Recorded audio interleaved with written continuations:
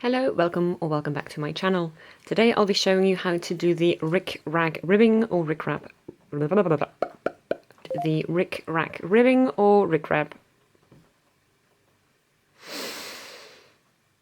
The RickRack ribbing or the RickRack rib stitch.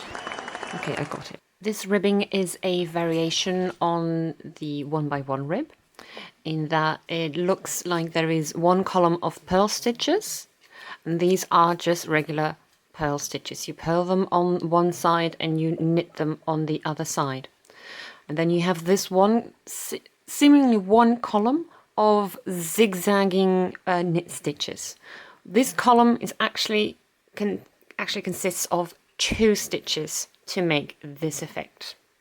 So, to get started, you cast on a multiple of 3 stitches plus 1 extra edge stitch. This is the right side and this is the wrong side. I'll explain why this is hanging here later.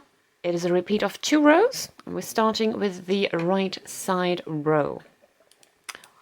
First stitch, you're going to purl.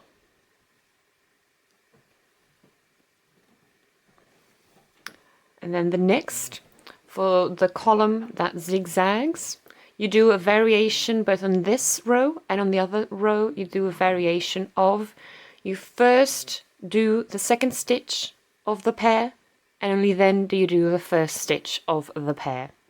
Because this is a right side, these look like knit stitches. So we're going to skip the first stitch of the pair, and we're going to go into the second stitch.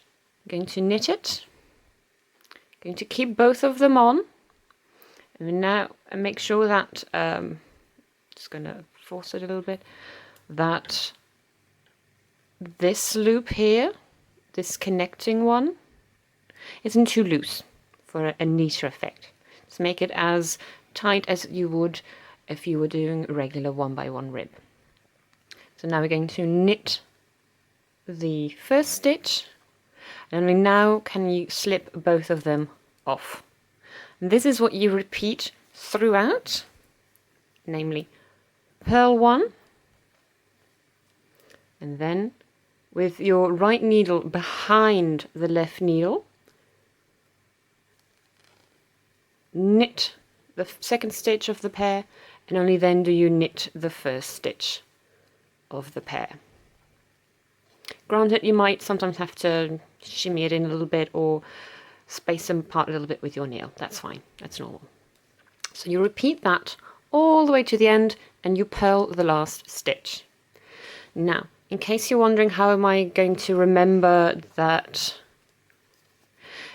you skip the first stitch this way and not with your right needle in front, that is why I placed a stitch mark on this side. You always skip it with the right side needle on the side where the stitch marker is, on the wrong side, basically.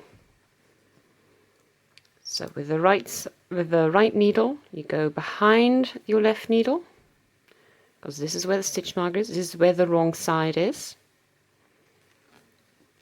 Do the second stitch, and only then do you do the first stitch. I'll now show you the second row. Second row, we're on the wrong side. The first stitch, you're going to knit it, because it's just a column of knit stitches. So you knit this. And now we are at the pair that makes the zigzag on the other side. As you can see, these are purl stitches, so we're going to bring our yarn between our needles in front. And again, we are going to first do the second stitch, then do the first stitch. And we're going to do this by skipping this first stitch, by placing our right needle in front of the left needle. And as I said, we're going to skip it by placing your right needle on the side of the wrong side. So we purl the second stitch, and now we purl the first stitch, and only now do we slip both of them off. So again, the repeat is knit 1, yarn in front, skip the first stitch by going in front of it, purl second stitch of the pair, purl the first stitch of the pair, and now they can both just go off. You repeat that all the way to however many stitches you have, and then you knit your last stitch. And that's it. I hope this tutorial was helpful. If you have any questions, you can just ask me in the comments. If this was helpful, a like, subscribe, comment, whatever. Thank you very much for watching. See you next time. Bye.